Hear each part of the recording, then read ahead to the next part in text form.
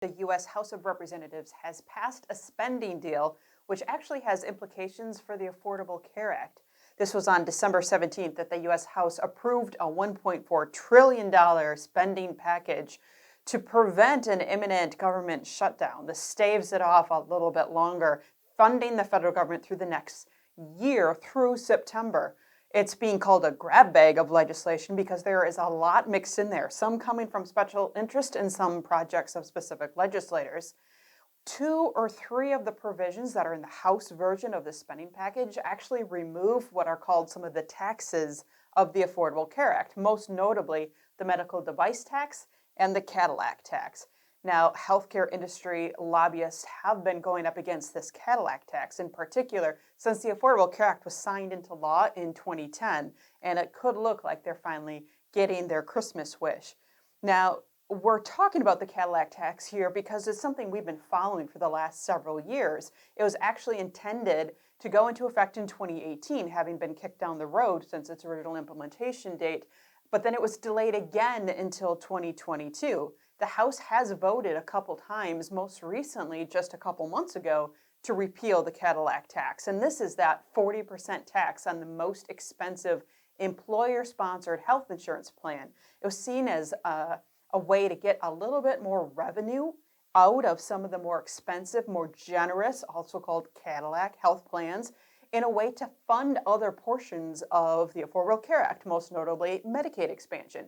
We needed some funding streams to be able to fund some of the more expensive, more populist measures of the Affordable Care Act.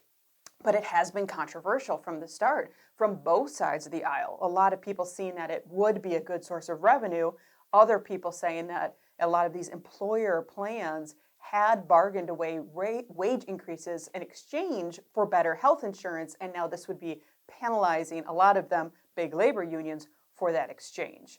Now, there are a couple other parts of this spending package to note that impact healthcare services and delivery.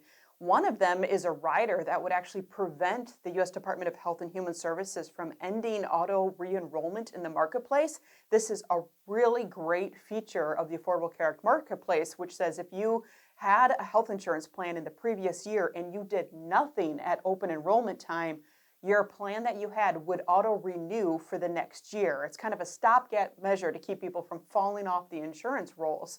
There were many people in Congress that wanted to get rid of this feature because they were otherwise opposed to the Affordable Care Act in its entirety. So this rider would protect that popular feature of the Affordable Care Act.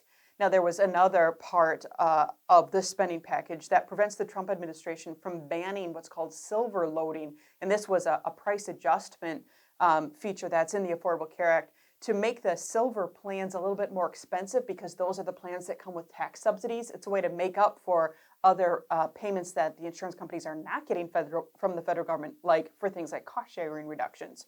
So what's next? Well, the spending package now moves to the Senate, and we will keep you posted as it does that to see what happens ultimately with these Affordable Care Act and other healthcare provisions. We link to some of the press on this below in the description. You can like this video and subscribe to make sure you can stay up to date once this moves to the Senate.